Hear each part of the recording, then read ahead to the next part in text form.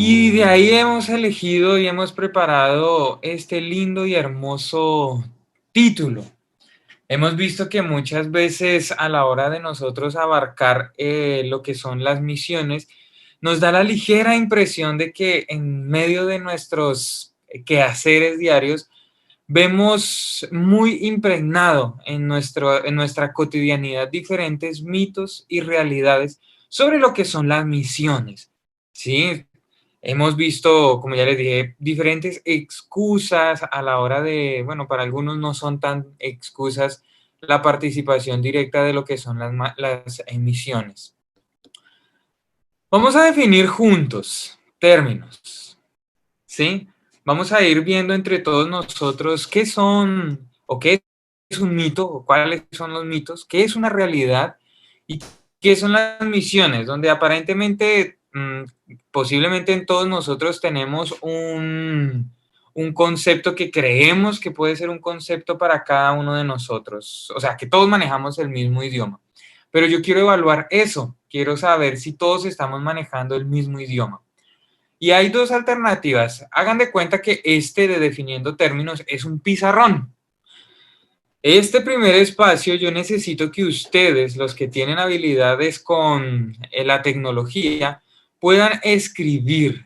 Ahí en el Zoom, en la parte de arriba, les debe aparecer una opción que dice anotar. Luego deben de ver una opción que dice texto. Ustedes van a dar clic allí en texto y luego van a dar clic en donde están, donde dicen los mitos, entonces pueden escribir. Bueno, ese es el que yo estoy escribiendo. Es y escriben. O si no, voy a pedirle también que puedan escribir en el chat.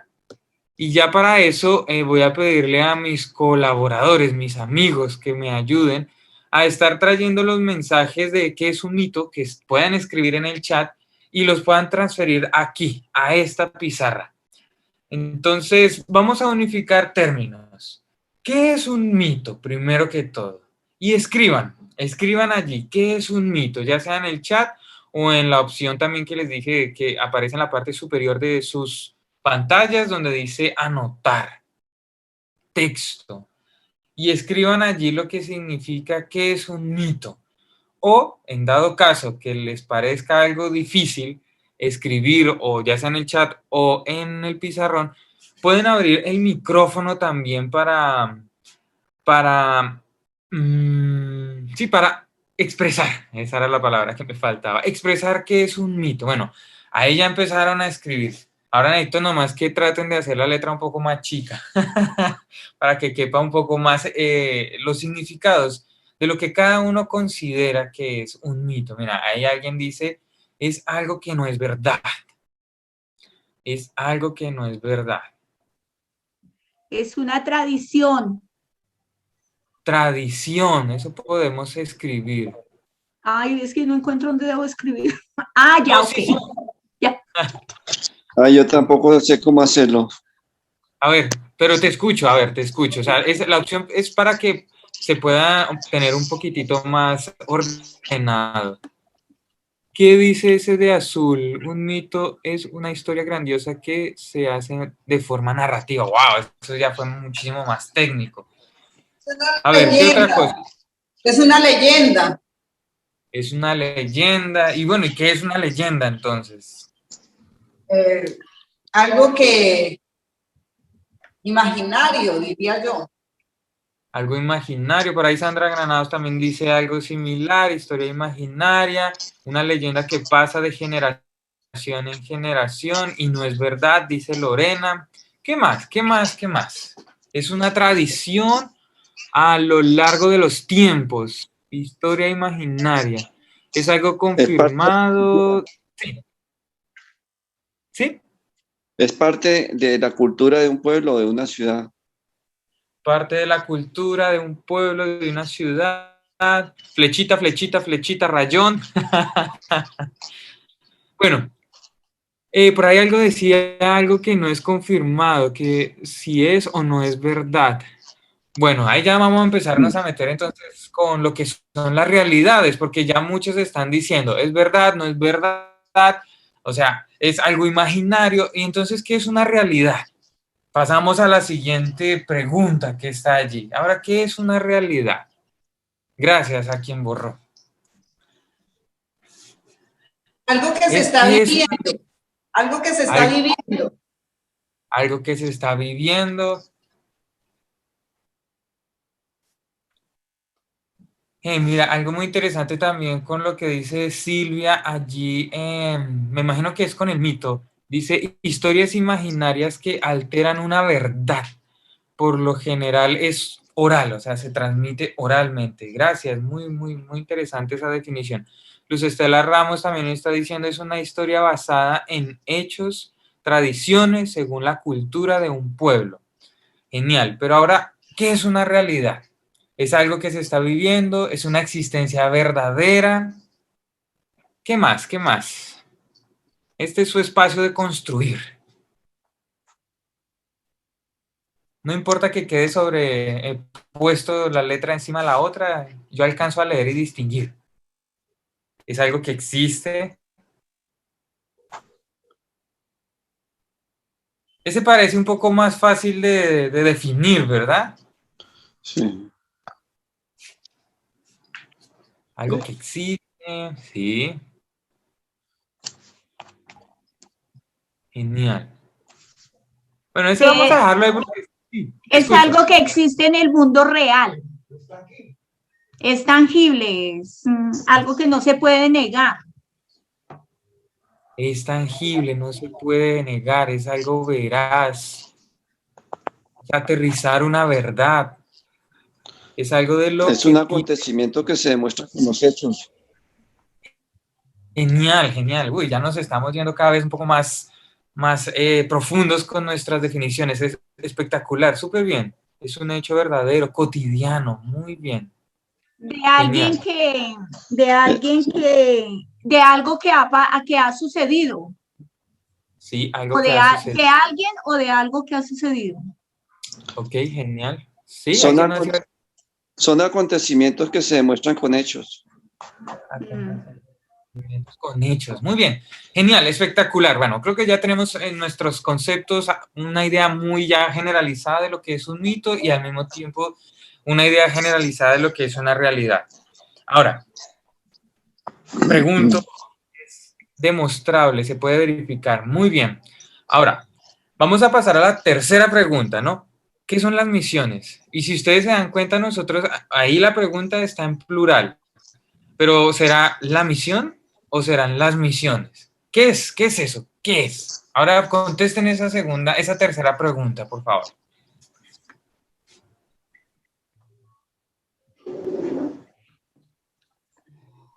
Es un trabajo o una función que alguien debe seguir. Trabajo, una función que alguien debe seguir, es ir y realizar en determinado lugar una labor recomendada. Sí.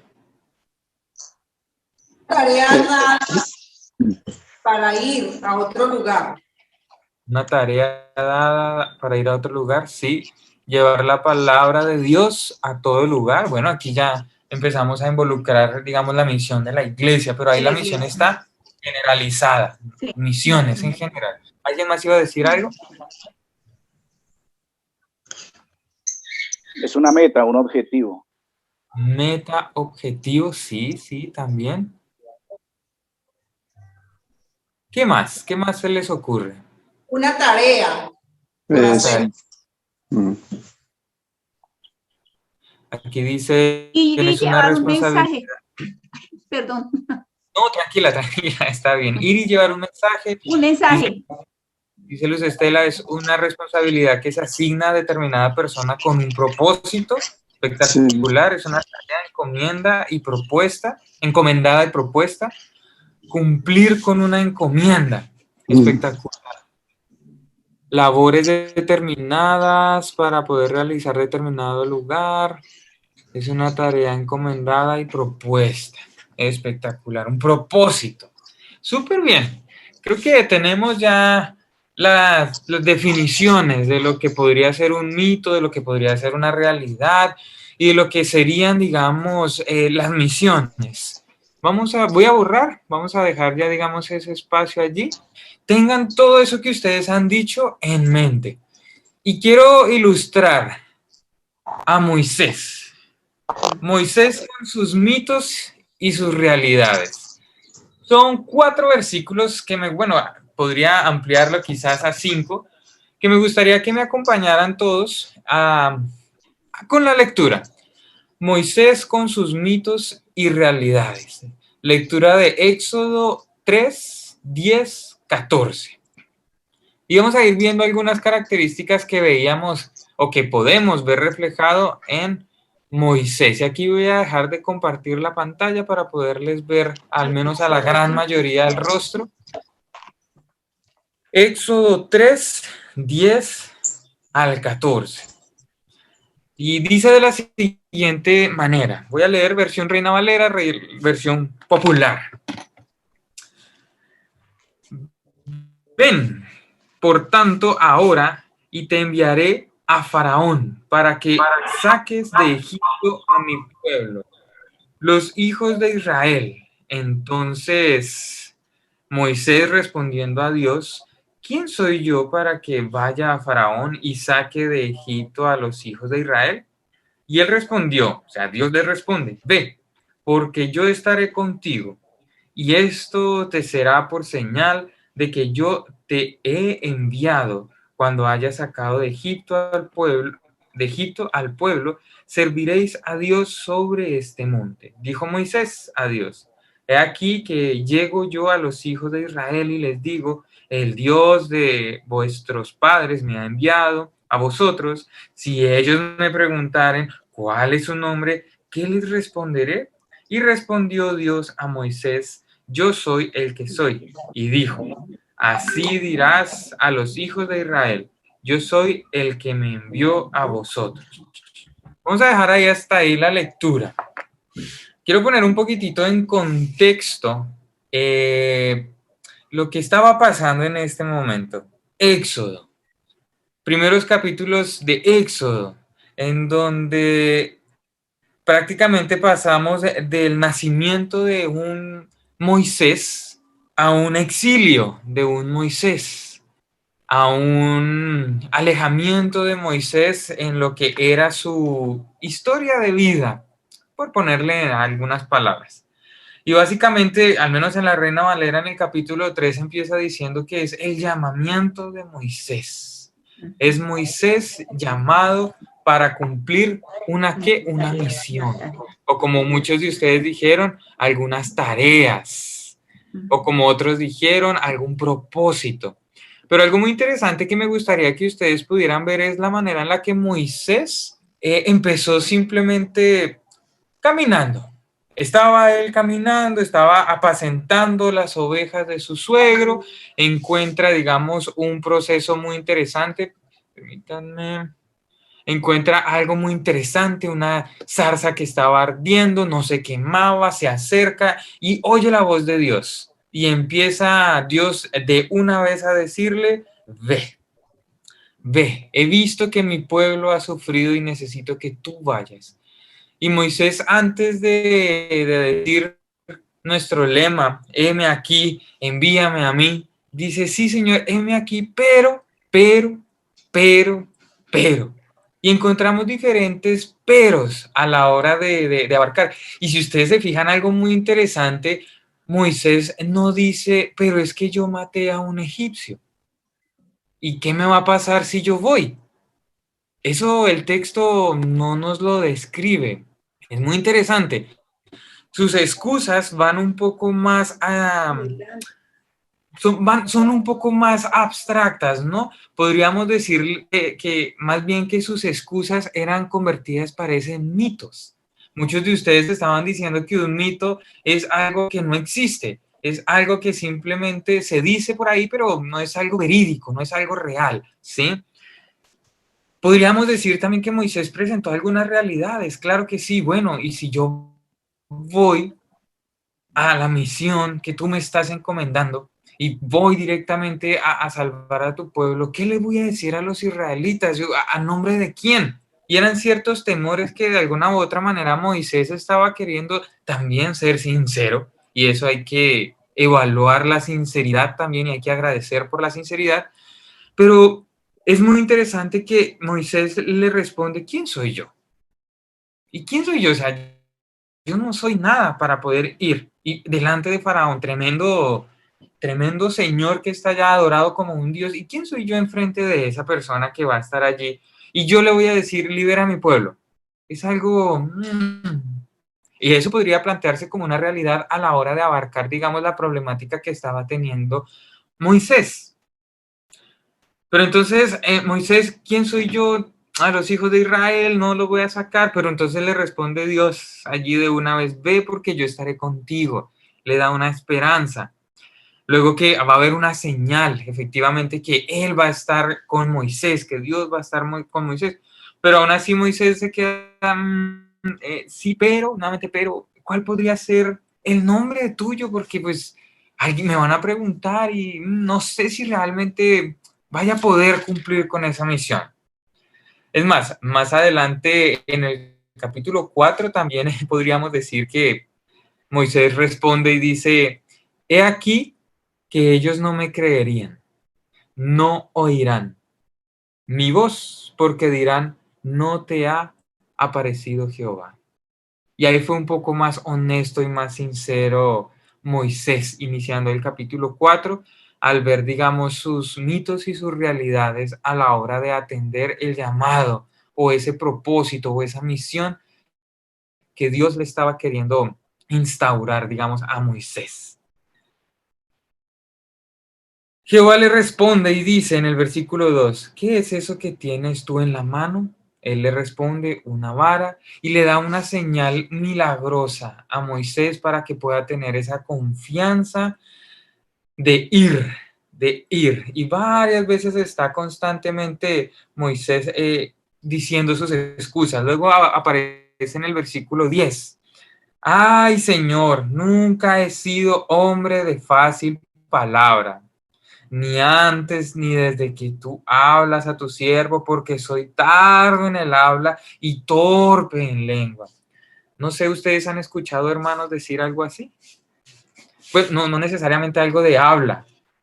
Ay, pero es que yo con tantas cosas que tengo, pero yo con mi andar, no sé, soy poco agraciado, definitivamente a mí la gente no me escucha, yo le regaño en todo momento, o sea, no sé si esa dinámica le suena un poco familiar. Pero bueno, siempre hubo una respuesta a todos los mitos y realidades que Moisés estaba enfrentando, pero algo muy interesante, Moisés no pone excusa a que él le haya quitado la vida a alguien, sino sus mitos y sus realidades iban en sí mismo. Moisés estaba abarcando sus temores, así como lo acabo de decir, suyos, sus temores a la hora de enfrentar una misión de un pueblo, de ir a salvar un pueblo. Imagínense ustedes las excusas que estaba poniendo para no ir y salvar a un pueblo. Eso es bien interesante. Pero bueno, dije que no iba a ser esto un monólogo. Simplemente quería ilustrar lo que eran los mitos y las realidades con un hecho bíblico de un personaje que nosotros admiramos muchísimo y que los judíos han admirado muchísimo y que mucha de la doctrina que nosotros también hacemos, enseñamos, es sobre un personaje que tuvo miedo, que tuvo mitos en su vida, que tuvo realidades y que fue de tanta influencia que logró salvar a un pueblo de la esclavitud. Voy a volver a compartir la pantalla y me gustaría, permítanme, que de acuerdo a lo que ustedes han escuchado de Moisés, puedan ustedes nuevamente escribir cuáles son los mitos y cuáles son las realidades de las iglesias de ustedes, de sus iglesias, que posiblemente están rodeando o están rondando por ahí esos mitos y esas realidades que impide a la iglesia involucrarse en las misiones? Reflexionen un poco. Mientras yo comparto la pantalla, ahí les vuelvo a dejar este lindo y hermoso pizarrón, su tablero. ¿Qué cosas hay en nuestras iglesias que muy posiblemente están impidiendo un crecimiento o un involucramiento en las misiones? ¿Acaso solo piensan en que las misiones se hacen con dinero? ¿O las misiones son para otras personas menos yo? ¿O acaso es culpa de los líderes que no se dejan influenciar para hacer las misiones? ¿O solo se están enfocando en programas dentro de la iglesia? ¿O la iglesia simplemente se emociona con proyectos, pero después decaen? ¿O la iglesia o es muy pequeña? ¿Qué cosas? Ahí ya estoy viendo el chat que se está moviendo. Espectacular. Se cree que todos están llamados a cumplir misiones, dicen. Ya lo hemos compartido por muchos años. Miedo al rechazo, somos muy viejos para hacer esta tarea. Falta de conocimiento. Miedo al rechazo, ¿sí?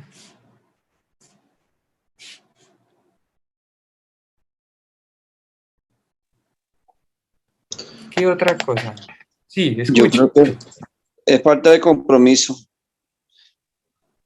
Falta de compromiso. No tengo ese llamado. No tengo ese llamado. Por ende, no tengo compromiso. Economía. Sí, la economía. Se cree que no todos están llamados a cumplir, no hay compromiso, falta de economía, sí. Solo es para personas específicas, para ciertas personas, pero eso a mí no me compete. Ay, ¿no escribió? Temor.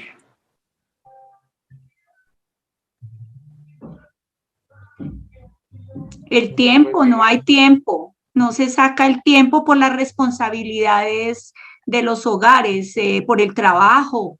Sí, entonces dicen, está primero, o sea, como las prioridades. Está primero la vida personal que la iglesia. O sea, aunque es una contradicción porque el Señor, si estamos siendo hijos de Dios, somos cristianos, conocemos nuestra tarea, entonces tenemos que tener prioridades, pero nuestras prioridades no son las que el Señor nos requiere que sean. Eso es un muy buen aporte, gracias. Por acá también dicen, estoy ocupada visionando más allá de las cuatro paredes. Eso está bueno. Estoy muy ocupado acá planeando cómo va a ser la vida, pero no salgo.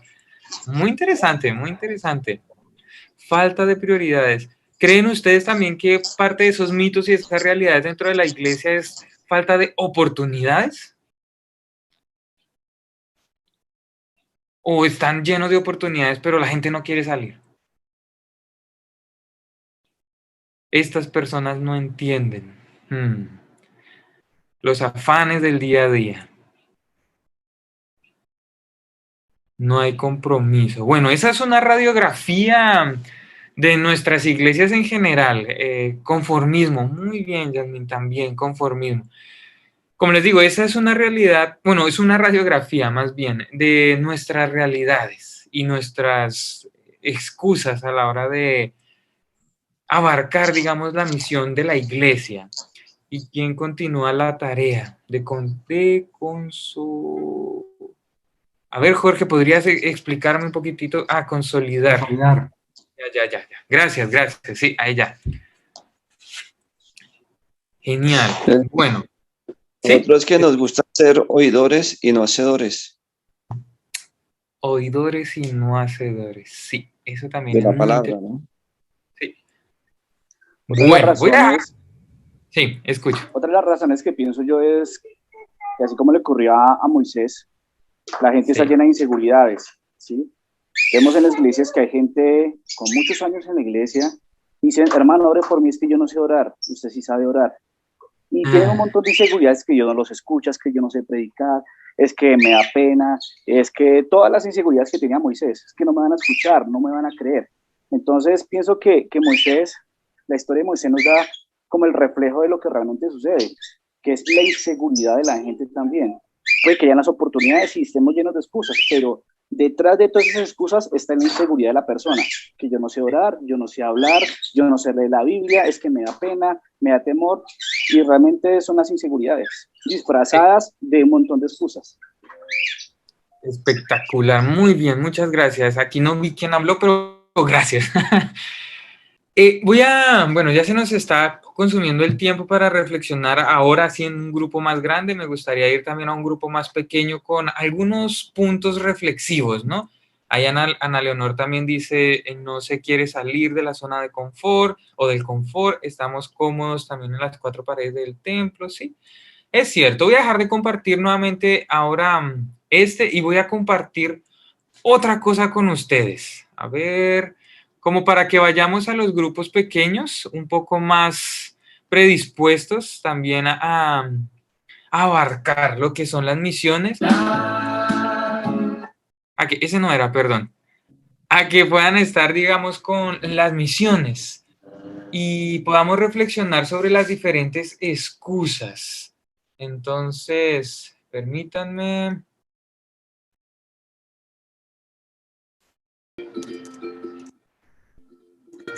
¿Cómo invocarán a aquel que no ha creído? ¿Y cómo creerán en aquel de quien no han oído? ¿Y cómo irán si no hay quien les predique? ¿Quién les predicará si no hay quien los envíe? Cuán hermosos son los pies de los que anuncian la paz, los que llevan buenas nuevas.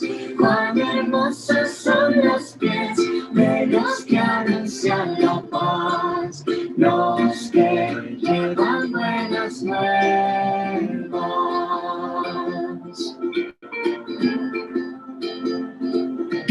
¿Cómo invocarán a aquel que no ha creído? ¿Y cómo creerán en aquel de quien no han oído? ¿Y cómo oirán si no hay quien les predique? ¿Quién les predicará si no hay quien los envíe?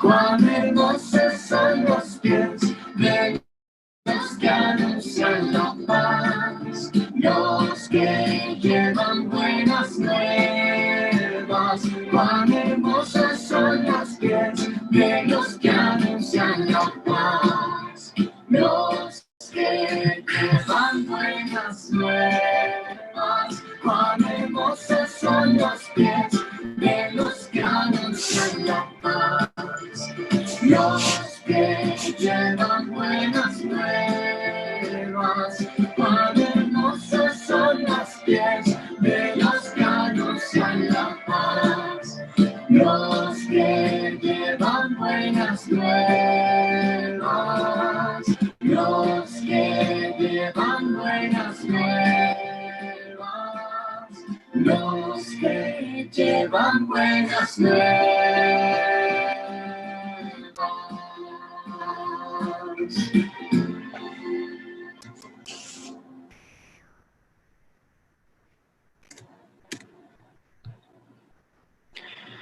Cuán hermosos son los pies. Y ustedes saben que en la época antigua los pies eran muy feos. Estaban muy sucios. Estaban curtidos. Pero cuán hermosos son esos pies. Cuán hermosos son los pies de los que anuncian la paz. Y mis hermanos, esas diferentes excusas y realidades, o mitos más bien, que se están levantando entre nuestras congregaciones, están impidiendo que nuestros pies sean hermosos, que nuestros pies vayan a la salvación de aquellos que necesitan de un Cristo en sus vidas, de que necesitan también suplir esas necesidades por ese Rey de Reyes que tanto nosotros nos alegramos de tener en nuestras vidas.